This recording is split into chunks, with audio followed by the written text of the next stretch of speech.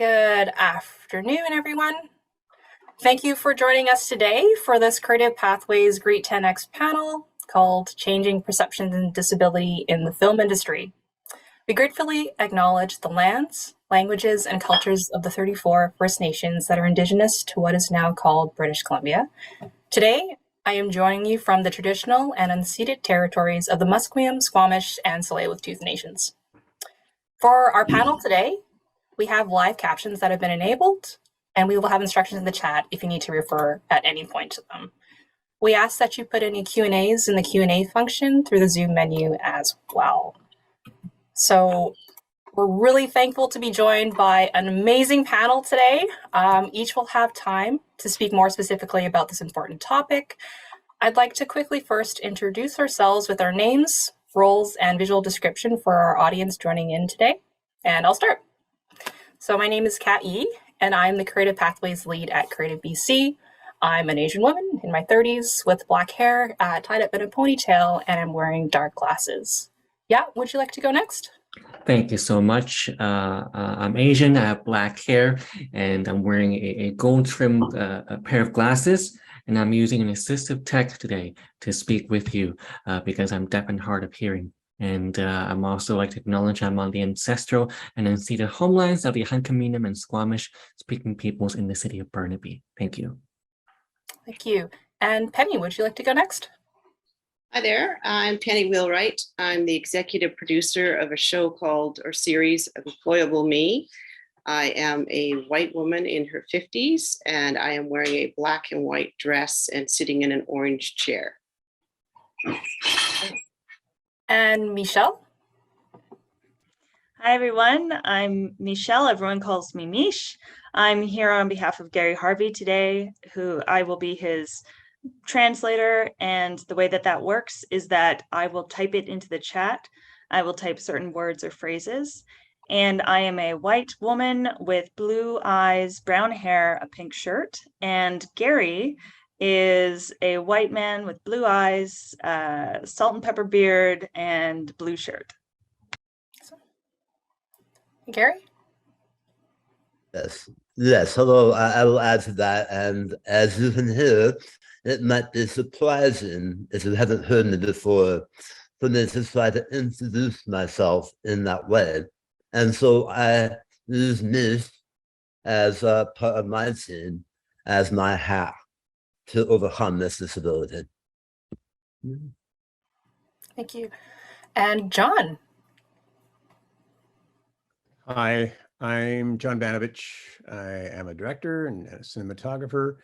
I sit on several committees in the industry dealing with inclusion and diversity. I am a white man with gray and white and dark hair. In my early 50s, I'm wearing a pair of glasses and I have a beard, which is temporary.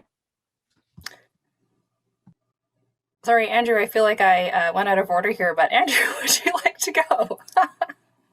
That's all good. Hello, everyone. I'm Andrew Morris, Interim Director of the Disabilities Screen Office. I'm a white male, shaved head, glasses, and thin beard. Thank you. And doing a great job and joining us as well is our ASL interpreter, Heather. She's wearing a dark sweater, has shorter hair, and is against a dark blue background. All right, so now we know who everybody is. Let's get started with YAT. So YAT, the President's Group, is a network of BC business leaders who are champions for more accessible and inclusive workplaces. Can you tell us more about the President's Group, yourself, and what being an accessible employer looks like? Absolutely. I also forgot to talk about who I am and where I work earlier in my introduction. So my apologies. I'm the senior accessibility consultant at the President's Group. And I'm also on several committees in the Personal Disability Committee in the City of Vancouver and on the User Advisory Committee at TransLink. And to answer your question, Kat, great question. What is the President's Group? What do we do and what's our purpose? The President's Group is formed in 2013, where we're a network of 25 change-driven BC business leaders who champion for more accessible, inclusive workplaces. We have leaders of different sizes and sectors and business models, including organizations like TELUS, Lecor, all the way to institutions like UBC. And we represent nearly 60,000 British Columbians, which are employed within the President's Group's 25-member organization. And we have a big, hairy, audacious goal ourselves that by 2030, we can measure that 51,000 more people with disabilities in British Columbia have appropriate employment that fulfills their work potential and the needs of our labor market. Can you maybe explain a little bit more about some of the myths employers have about hiring people with disabilities? We often hear, there's a lot of myth and stigma towards hiring people with disabilities. So, oftentimes I hear people say, well, if I hire a person with disability, they may be tardy, or they may often ask or request to see a doctor or go to doctor appointments and therefore leave and vacate their positions for a lengthy period of time.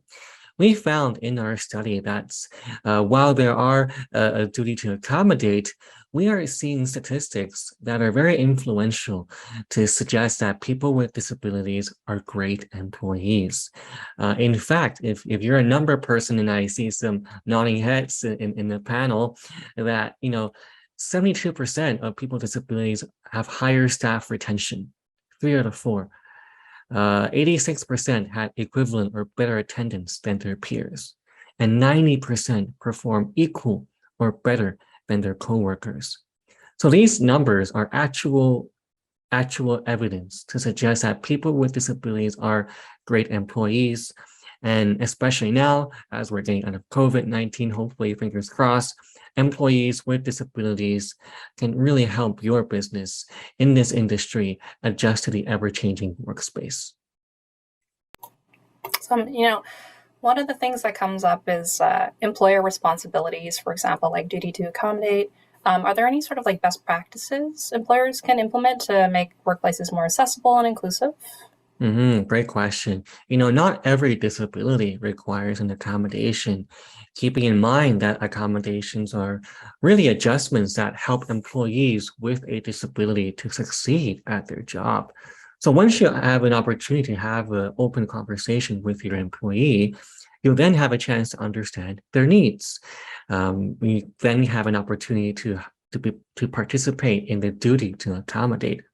So for example, if you notice your team member in your creative industry, if you notice a significant change in your employees' behavior, you do have a duty to inquire. So you need to initiate a conversation with your employee to determine the root of the challenge or a problem and work together to identify appropriate solutions and accommodations. And that could be assistive tech, like for myself. Today, it could be a mobility assistive tech or among others. But it is an opportunity for you and your employee to have a frank and open conversation about accommodations. So, are there any sort of resources or initiatives that the audience should be looking out for that the President's Group has? Or, how do they become part of the President's Group if they're interested? Yeah, to be part of it as an employer, we encourage you to be part of our community of accessible employers. On our website, it's free to join. And once you join, you have access to myself, Michaela, another consultant, and as well as a plethora of learning materials where we talk and highlight content about legal requirements, job accommodations that I just highlighted, and even guidebooks to really help you identify actions that an employer can take, or even as an individual. In the next few months, we have new courses coming up, which includes leading culture change, create your own accessibility action plan, and also a course about self-disclosure. So make sure to sign up as well. It is free for BC employers. Awesome. Are there any other comments that you have about accessibility and changing perceptions of disabilities in the film industry that you'd like to share? It's important to be open, and also important to recognize that it's important to share best practices and be open to empowering one another. Being a person with disability, and also in the talent industry, I find myself most empowered when I see other people with disabilities also on the same set with me as well, and to share best practices, whether it's interpreting together, whether it's signing, whether it's sharing some of our challenges. Having employee resource groups are really empowering, and we see that employers are really leveraging employee resource groups, which are a group of people with disabilities that form this group to manage up some of the content and some of the important elements of being in the workplace, so, and making it accessible. So I encourage you to take a look at that as well too. Cool. Thanks, Yat. Some of you are probably aware already that September is Disability Employment Month in BC, and it's a really nice segue to Penny, who's our next panelist here. So Penny is executive producer, as you've heard, for the award-winning documentary and incredible series Employable Me, where job seekers show that having physical disabilities or neurological conditions should not be the deciding factor in their employment. For those of you who aren't familiar with the series, I'm just going to actually show you all a trailer just to give you all context. So just bear with me really quickly here. Let's get busy. Meet 12 remarkable job seekers. I find it hard to believe in myself. Whose brains are wired differently. I have cerebral palsy, Down syndrome, autism, And I'm visually impaired. I'm looking for For a job. a job. They're struggling to get a foot in the door. It's surprising how I'm so quickly written off, as if to say that I belong in an institution or something to that effect. I see myself as a Black, queer, disabled female artist. Yeah, I'm playing life on hard mode. But with determination I'm pumped up. and the help of top experts, Your math skills are strong. Your ability to communicate, these are strong. That's a really good job. He worked incredibly quickly, much faster than most people would. they'll uncover their hidden talents you can do this. If you put your mind to it, you can accomplish anything. and prove to employers how their unique abilities could actually be a strength. Autism is my secret weapon. Let's see if I can get this job. I would like to offer you the job. That's amazing, I got a job. Yes. We want to have you part of the team. I go, go, go. Yay! Oh, that is so awesome.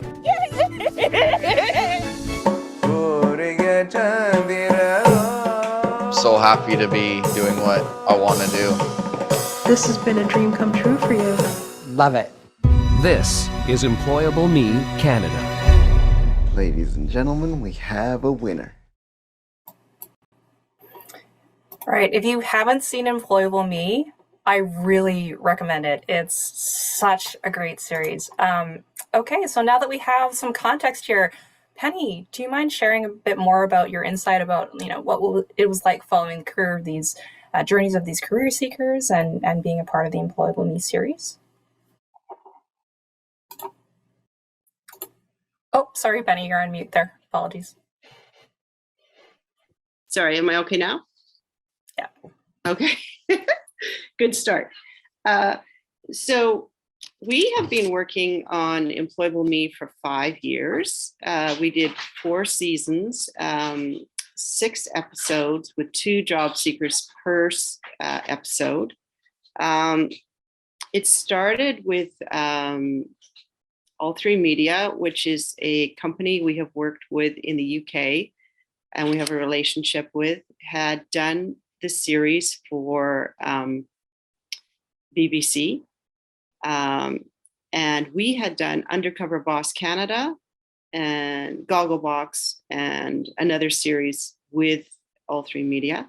So they came to us with Employable Me and we watched the BBC series and thought this is a no-brainer, wonderful to do. And then we started working with AMI, Andrew here with us, and TV Ontario licensed the show. And shot in the GTA and in Toronto, and started working with the community. And it's been a wonderful experience, learned a ton. And that's sort of the origins of it. To see the show, it is available on the AMI app. So all episodes are there. And this year we had the privilege of doing a follow-up with our job seekers from seasons 1 to 4. Where Are They Now? 2-part special, to find out how things had gone. You know, it's one thing to get the job, it's another one to keep it. And so we were looking more at job retention, and as well as how it's affected people. And it was wonderful to see the growth in all our job seekers. So, and of course, looking at the pandemic, which was an enormous impact on everyone, and including the community that we've been working with. So, one of the questions you had asked was, are there any trends in employer attitudes? I would say when we first started this series 5 years ago, employers we were reaching out to were pretty reticent. They were pretty nervous, and it was a hard sell to get them to come on board and take a chance. I think things have changed enormously. I think it's the boundaries have come down. I think there's more acceptance now. And I think companies are starting to look at things like the interview process. Well, that doesn't work for a lot of people with autism. You know, if they don't have great eye contact off the bat, that's making it difficult. So there are big companies now that are looking for the ways that they recruit and thinking outside the box with that. So that's just one thing off the top. I would say with big thing we discussed in the series is when do you disclose? Do you disclose in your interview? Do you disclose when you actually have the job? That's a hard one. That seemed to be a personal decision. And our job seekers really were sort of feeling their way with that. Some people who disclosed up front, it seemed to be, personally, this is my own opinion, seemed to be a bit more successful, just to kind of say these, because they were able to address what accommodations they needed. And often the accommodations were a huge part of the fear that employers had. And sometimes it would be just something like, I need a raised desk, or I need to be in a quieter part of the office, you know, and they were able to sort of put that in context. One of the things I would say has been a huge change as well is with the pandemic. One of the things people have been fighting for, or this community has been fighting for, is to work from home. And at the beginning, there was a couple of job seekers we had who were asking for that, and it was no dice. That's just not going to be a viable way to work. And of course, now we see that working from home is actually a doable thing. So I would say that that's been a huge win for everyone, me included. I think all of us have enjoyed the ability to work from home and to see that it's doable. You bring up a great point, Penny, that, you know, the pandemic has really taught a lot of us in the film industry a lot of ways to adapt. The film industry is nothing but adaptable. It's proven itself. There are obviously other ways it can grow too in terms of inclusion and accessibility. But there are many different job roles where people could and have proven, even in the film industry, that they can work from home, you know, and these are things that are possible. We did season 4. I did it from my kitchen. I mean, I just every day I was in my kitchen. I didn't leave the house because I couldn't. And Toronto was locked down, and we just all figured it out. We figured out how to do the sound, the mix online. Like, you know, we are in the film industry adaptable. And I think also if you have a disability, you're having to multitask and figure out stuff all the time. Like, you know, your whole life is figuring out way more things than yeah. I think that's something that, like, we had one of our job seekers said it took him half an hour to get his shoes on in the morning. So he was sort of having to schedule his day very differently. But he wanted to work outside of the house. And yeah, so and then we had a job seeker named Mitchell in one of our seasons who was wanting to get into a very competitive area, which is working in museums. And he had autism, and he decided he would disclose up front. And he got the job at Banovich Museum, and they actually asked him to do a presentation to all the employees that they had about working with someone with autism. So that was kind of cool for him too. He said he was able to sort of also be an advocate. You know, it's a really nice segue as well, because I know, Penny, you also know Andrew through the AMI and also Employable Me series. So Andrew, maybe we'll turn to you here. So obviously, as part of AMI and Employable Me, you two have been an advocate and directly involved through accessibility throughout your career, and now are starting a new chapter with the Disability Screen Office, or the DSO. Can you talk a little bit more about that and why the DSO is, you know, being created now? What are some of the core initiatives and key areas that you'll be focusing on? Yeah, sure. Thanks for including me in the discussion, Kat. I think I'd like to go back just a little bit. The DSO was not an intentional creation. It all started a few years ago when several funders began offering all those incentives to underrepresented communities. And these grants were offered under the banner of diversity and inclusion, but they didn't include people with disabilities. So at AMI, we raised the issue, and the funders reached back out to us to discuss how the industry could better serve people with disabilities. And over time, these discussions, they turned into partnerships, which I'll talk about in just a moment. But as part of that research, we did several consultations throughout the year, asking disabled creatives what industry barriers they were running into and what kind of accommodations and programs and facilities they needed. And they came back with a really long list, more than a broadcaster can manage on its own. So the solution was for AMI to incubate this screen office, the DSO, with the intent that it would eventually become an independent entity to address the systemic industry barriers relating to disability and accessibility.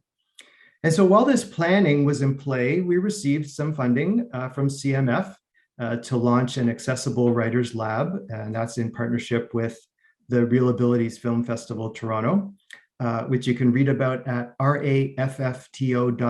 And maybe I'll put some of these links in the chat. I'm going to maybe say a few. And then we also received funding from Telefilm to create a French version of that program, which is coming soon in partnership with the Académie in Montreal. And then we're also in the early stages of a national bilingual research endeavor that will culminate in a best practices guide for disability engagement in the industry. So the development of that phase is up and running, and it's funded by the CMF.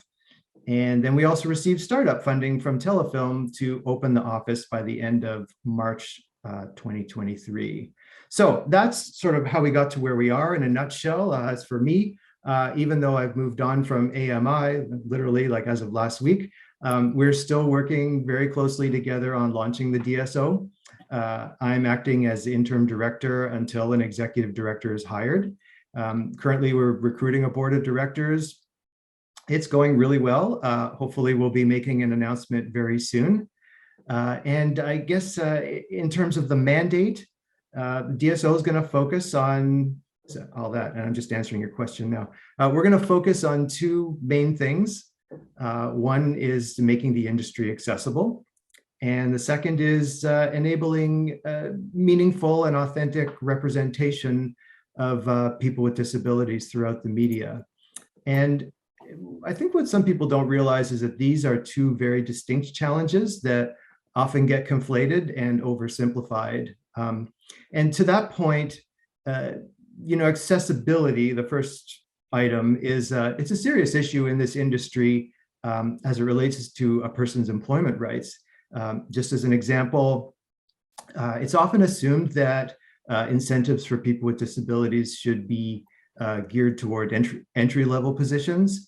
And what most people don't realize is that there are lots of disabled people already working in the industry, many of whom have hidden disabilities and don't disclose, as Penny mentioned earlier, out of fear of being less employable. And, some people have even said they don't want to be a burden on production. And, quite often they are paying for their own accommodations, which reduces their take-home pay, or they just suffer and, to the detriment of their own health just to keep the job. And I'm sure Gary and John, who are going to speak next, can attest to some of this as working directors in the industry. So in a nutshell, we'll be working with industry partners to tackle stuff like that. Meantime, it's still early in the DSO's development, but what I would say is that if you're a part of deaf or disability community and are either working in the industry or want to be working in the industry, feel free to reach out. We have an email address now. I'll put it in the chat, but the general email address is info@dso-orphe.ca. And I'm the only one that monitors that mailbox right now, so it'll get to me, but I'll put my email in the chat as well. Thanks, Andrew. It sounds like you've got a lot going on with the DSO launching there.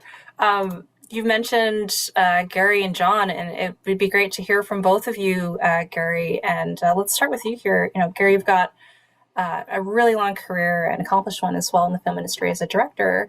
And you've clearly come from a huge breadth of experience. To Andrew's point, there are creatives working in the film industry who are not entry level, who are seasoned and have all that to give and more. Gary, do you mind sharing your story with us and your experience working in the film industry? Certainly. A couple of the things that I wanted to just touch on there that echo what Penny said, what Andrew has said as well, is about identifying. And identifying was a huge issue for me. My disability began after 2 decades of a career as a director, a busy director. I worked all the time for 2 decades. I didn't stop, over 150 episodes of television as a director and another 150 as a producer over those 2 decades. And after 2014, after my cancer, set me apart from that. And as I worked on coming back, there was no longer doors open for me where there was once before. This is my experience, could not carry me beyond that.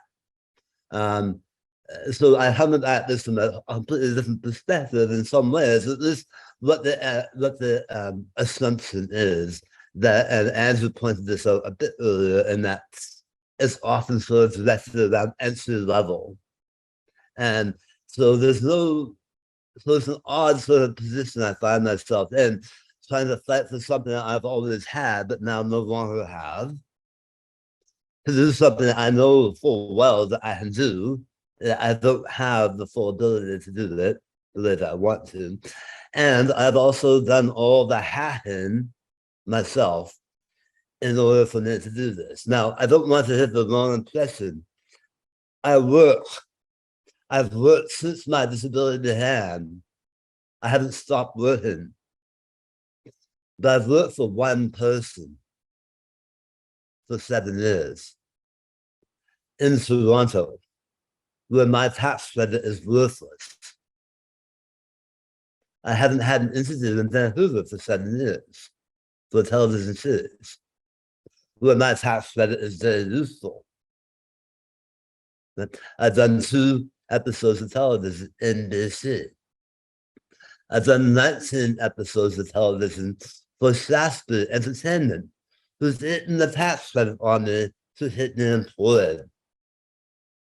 But they are the only ones who have done that, right? And so while I work, I have a regular income, and I feel so grateful that I have this in my life, considering my disability, in a job where this here is my #1 tool. And to be able to continue to work is such a luxury for me.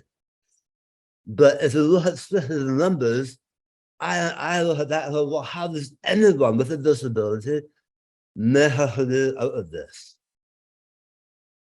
When no one has really, taken the time to sit down and say, hey, what have you done to actually overcome this? In 2018, I was nominated for CSA for a movie I did. But those things don't seem to have come to play at all. I'm working for the same person the whole time. Right? No one else really knows. I mean, I don't know where I stand in this province because I don't know anyone now. I know none of the executives here. I don't know anyone. So it's hard to move in. And so I had imagined what it's like to be a brand new person trying to come into this business with a disability, because it's just not particularly accommodating. So going back to my first statement, disclosure is a huge thing. I had avoided my disclosure. As soon as I open my mouth, it's disclosed. And so I had to overcome that. And I've overcome that, and actually turned this into an amazing mentorship opportunity for Michelle, who is now executive in her own right, and comes here to help me navigate some of the communication issues. But because she worked with me, my disability became her career acceleration, because she became my voice. So that in itself is an opportunity largely overlooked by productions who are trying to foster growth within the business, whether it be for BIPOC or for gender initiatives. And that's the other thing I have to stop hitting. But that's the reason why I cannot hit interviews in BC, because of BIPOC and gender issues. Because I want to say 2 things about that. Number one is it diminishes the value, or it diminishes the attention that Shasta Entertainment has to pay to those very issues by hiring me. So this is when BIPOC and gender issues prevent me from being interviewed, I am wondering what actually lets me the job at Shasta. They're presumably under the same initiatives. And so I find that's just a little bit disingenuous to sort of suggest that they're not under the same rules. Right? And also the other thing is that my own white male peers of the same resume level continue to work in this province. They work less for sure. And that's fine. But the needs that have this in and out of the playing field for sure. Right? But the actual numbers don't actually bear out the success that I had as a disability policy. My disability was supported by one person, actually 2 people. The other person did 4 episodes with, another showrunner who hired me. Right? So So this is a report card. That's how where I am. And I have 2 decades of experience that is more or less overlooked now because of this, right? Anyway, I don't want this to be a bit session. I'm happy to work. I'm very happy to work. And I'm happy I have the support of people like Shaftesbury and Pitt Mitchell and Michael McLennan to help me through this process. And probably, if I'm lucky enough, that will carry me to the end of my career. Because of where I'm at right now. But that's not going to help a whole lot of people who don't have the chance to start with. And a lot of great opportunities for valuable experience to be brought to the table by some of these people. And that's kind of what I have to say about that.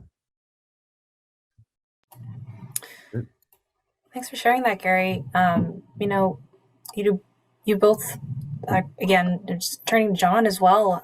Just love to hear from your experience too as a director. You're also very, active in advocating for people with disabilities. You're part of the MPIA, EDI committee, DTC diversity committee. We'd like to also hear from your experiences as a creative working in the film industry as a person with a disability. Yeah, thank you. And just a quick thank you to Gary for being that inspiration and being a leader. Gary, you're my inspiration, yet one of them at least, and I respect you for that. Thank you. I function with both visible and invisible disabilities, which are physical, psychological, and mental. I won't lie, my career has been severely compromised as a result of these challenges. And I think it's important to establish that how I got here had nothing to do with choices that I made. None of this was my fault. I got here because of what other people chose. But I bear the brunt of it. However, on a positive note, I recently met an executive producer who completely supports my ideas, my creative visions, even the content that I create. And it's such a rare opportunity.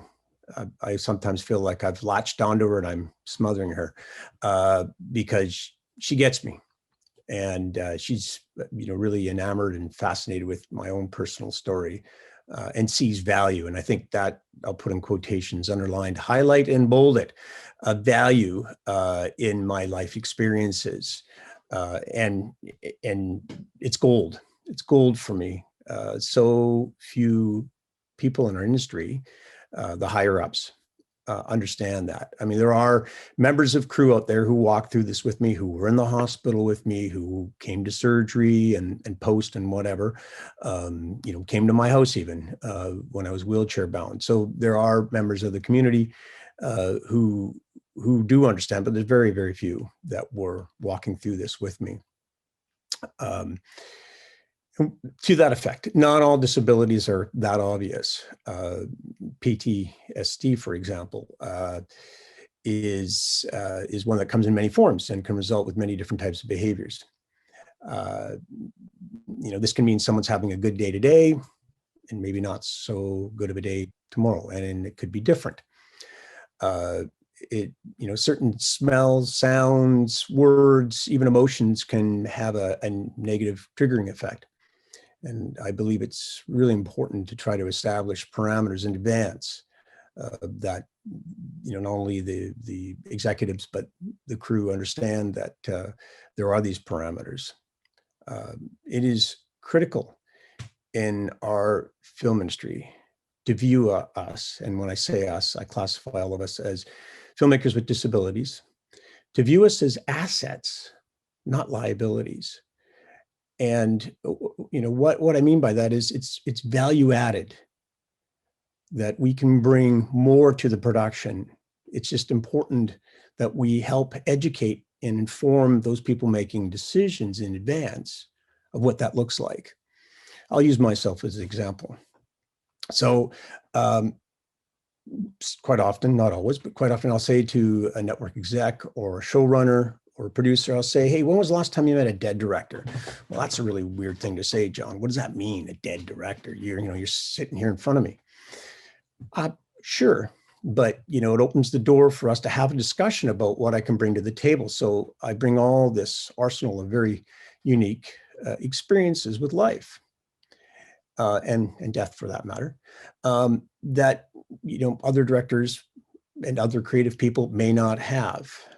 Sure, they can hire a star director, who's going to go out there and do the research and study and can get results, but they haven't gone through what I've gone through. Getting out of a wheelchair, learning to walk again, undergoing all the surgeries, living through the horrors of combat and then the carnage that comes with that. So what I'm bringing to the table are very real, tangible experiences. And this applies to everyone in the film industry with disabilities. Where we may lack in some aspects, we certainly make up for in our insights and new methods. And we've heard a lot about this today, how we all have to develop our own path, how we have to be creative and apply ourselves. And that's a huge asset, and that needs to be celebrated. So my belief is that if everyone in the film industry worked the same way, believed the same thing, thought the same way, and had the same life experiences, the industry would get boring really quickly. And what's unique about the film industry is that we're a platform which should be pushing boundaries, exploring new ideas, and welcoming creativity. And my hope and prayer for our industry, for our film industry, is to not only come to accept filmmakers with disabilities, but to even embrace what we have to offer. And there are some new resources that are coming online. Finally. There's a company out of the United States called Array Crew, and I've been working with them. They, introduced a myriad of services for people, minorities in our industry. But one of the components where I'm involved in is filmmakers with disabilities, and it's starting finally. And I'm really excited about that. I'm hoping that, I'll get my opportunity to move to the next stage of my career as a result of this. And I think what's really important here is, as we have these discussions, everyone on the panel can probably agree, there are young people coming up behind us, people who have desires and aspirations to be successful, whether they're actors or producers, writers, directors, cinematographers. And, as a former teacher at college and university level, I always have a hard time giving them that positive glare, to look them in the face and say, yeah, you're going to be successful.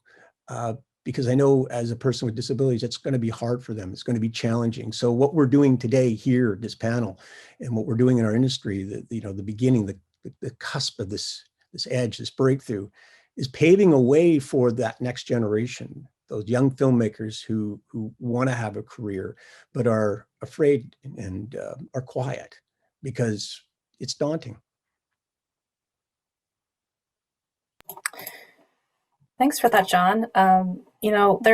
There's so much to unpack, to use a very familiar term, and that's been used on a lot of panels, I'm sure, just with what's been shared today. And I do want to give a chance for any questions that people might have in the audience. And actually, one that was sent in earlier was, if I may ask the panel here, what your thoughts are about what people think about what people like to say, the realities of a film set. So for example, people working, 10 plus hours, what would that look like in terms of, person with disabilities, and how would that factor in? Do any of you have any thoughts on that? I do, certainly. All I do want to say is that, and this is actually the crux of part of the problem of us identifying disability, is that there's no simple answer to that for disabilities. All of us have different disabilities, all of us have different abilities.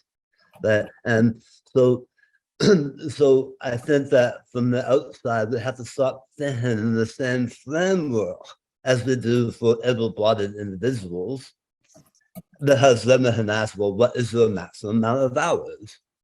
For the average person, it might be this, but for a disabled, it might be that, it might be half of that, depending on who they're talking to. So it's really impossible to understand that.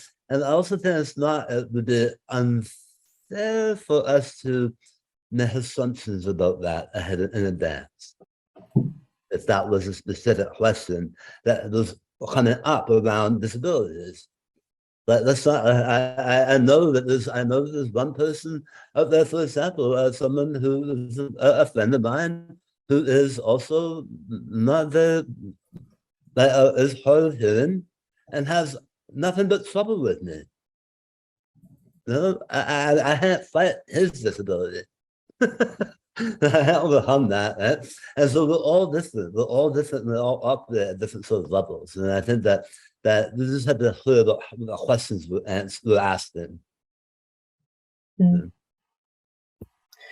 Yeah, I was go just ahead, Penny. thinking, so when we went to look at shooting our series, you know, just trying to figure out how many days we were going to shoot, and you know, some of the prep we did was like we had 2 job seekers in the first season who had Down syndrome, and their parents had said, you know, after 4 or 5 hours, they need a nap. You know, that's just part of their disability.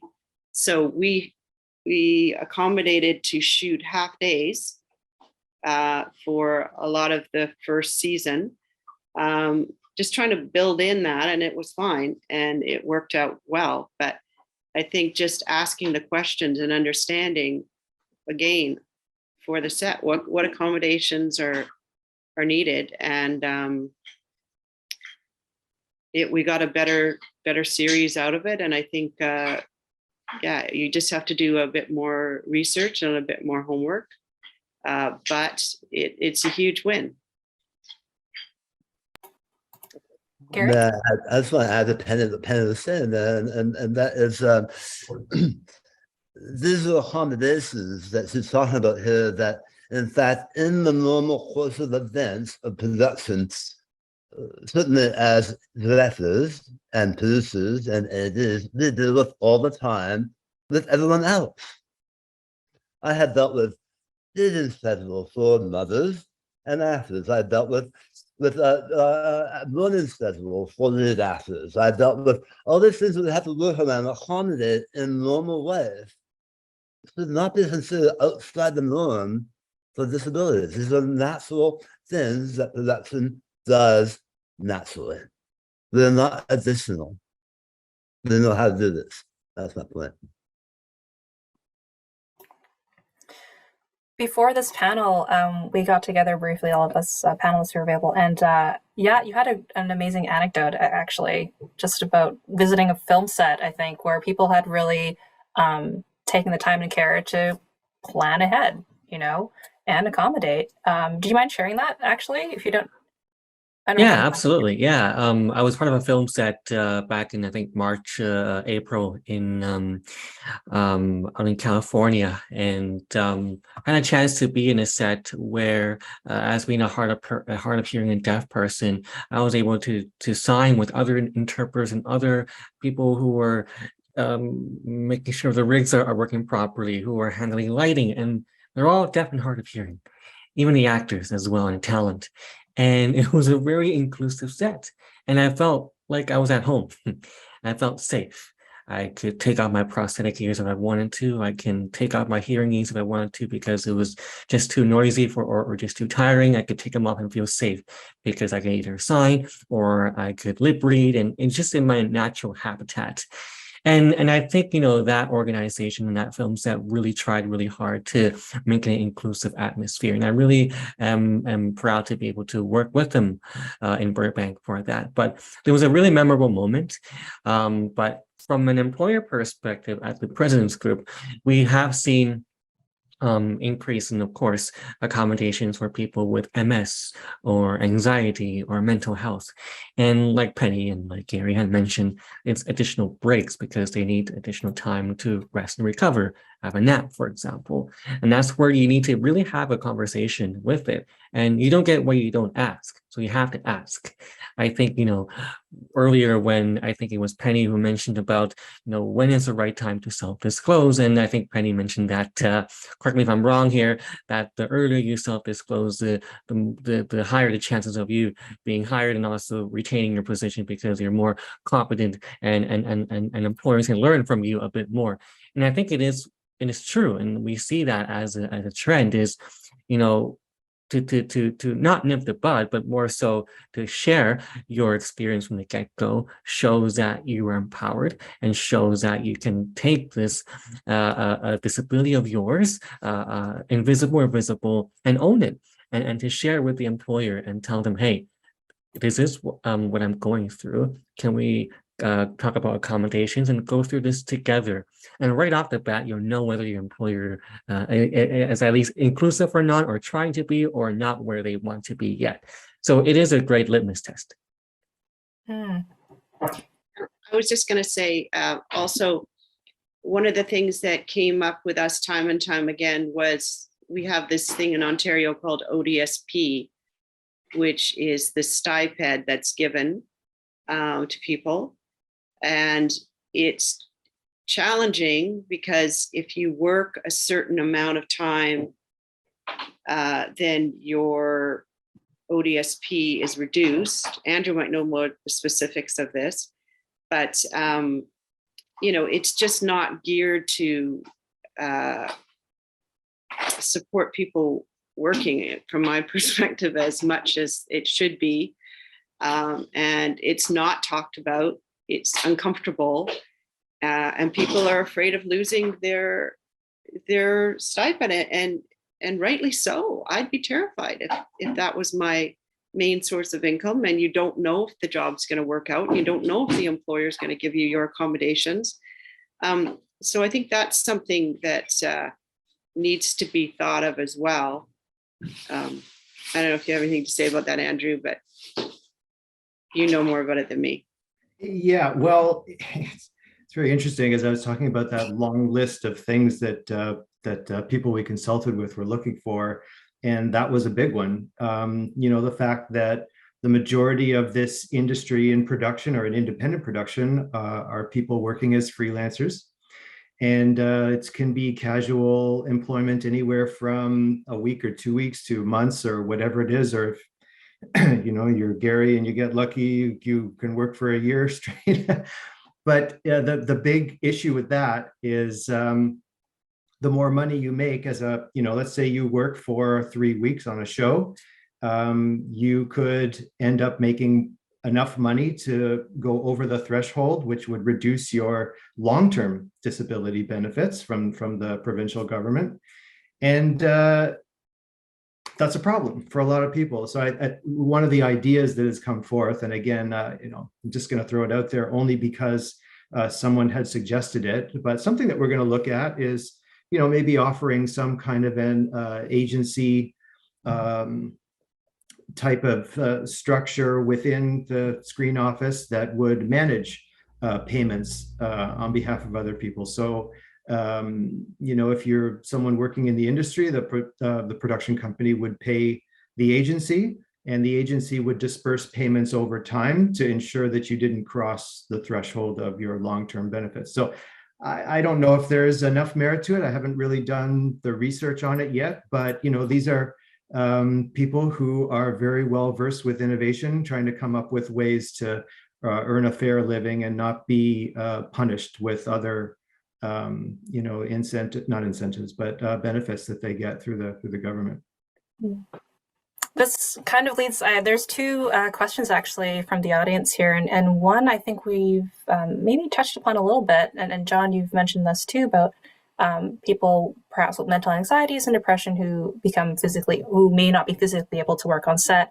I know, John, when you were talking, you mentioned things like PTSD, for instance, or just speaking more broadly about mental health. And feel free to chime in, anyone here, but it sounds like obviously disclosing is a very personal thing for the individual. But from the panelists here, where you choose to do that, that may be a chance for, as Yat was saying, this person in particular, the audience member, to discover if that employer is, in fact, walking the walk and being accommodating, and perhaps finding different solutions to help support people with anxieties and depression. And then we had another question in here that might be related to you, Andrew, about, is there an appetite to create a program where seasoned crew members with a disability can be a shadow consultant on set or in office, sharing their experience and knowledge for fellow members? And Gary, as well, your mentorship that you've developed with Michelle speaks beautifully to this too, but just throw that to the panel. Yeah, I can start on that one. I mean, there already are a lot of programs like that. Even though I don't work at AMI anymore, I can certainly speak on behalf of programs they have. They have internship programs and mentorship programs. And, it's even part of the license agreement if you're an independent producer and you want to commission a show with AMI, and Penny knows all about this. I still say we, you are required to bring on a mentee, someone from the disability community who otherwise might not have thought that they had an opportunity in media, maybe someone from school or film school or whatever. Great story about this, that I think in one of the first few seasons when we started this program, first few seasons of Employable Me, they had a mentee who they were really happy with, and subsequently hired them back to, like, for the following season to do some more work, and I think hired them for one more season. And then that individual went on to create her own series and connected with her teachers from school and went behind Penny's back, obviously not, and pitched it to AMI. And that series is actually on AMI now. So she, in the course of 4 years, she went from mentee to showrunner. It's a really great story. But there are a number of programs that do offer this shadowing and mentorship. I know the ones at AMI. There are several others out there. I don't know. I would look to Gary and John. Do you guys know of other formal programs that are available? Not so much formal programs. I've certainly been involved in my own formal programs in the past, going back to Robson Arms, but the mandate was all first-time directors. And so my job was to shepherd through the process. I've just simply extended that same sensibility into my own career now, where Michelle, the engineer, asked him to shadow me. And I said, no, I want to hire you as my assistant instead. And this has been my voice. And in the course of the 8 episodes or whatever it is, she's now directing movies. So, she went from a short film to movies in the course of 3.5 years, because she can actually stick with confidence on the set. I actually had her space to become that person with me, right? And so that's just a really simple form of mentorship that works. Yeah. Miss does not identify as disabled. She doesn't identify as disabled, but that's irrelevant. My disability is what I need the help with right now. She benefits from it. Yeah. I was going to say, you realize that she is trying to take over your career, Gary. You get that, right? I would be happy with her.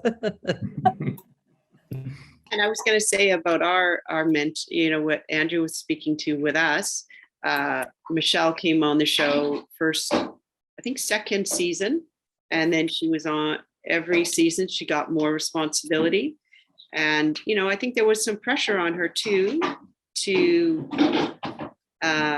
move quicker, maybe, but she's really bright, and we just kept giving her different tasks, and she kept stepping up, and I think she's really in a great place now. And we have had other people on the show doing different things as well, in different areas, and they've all excelled. It's and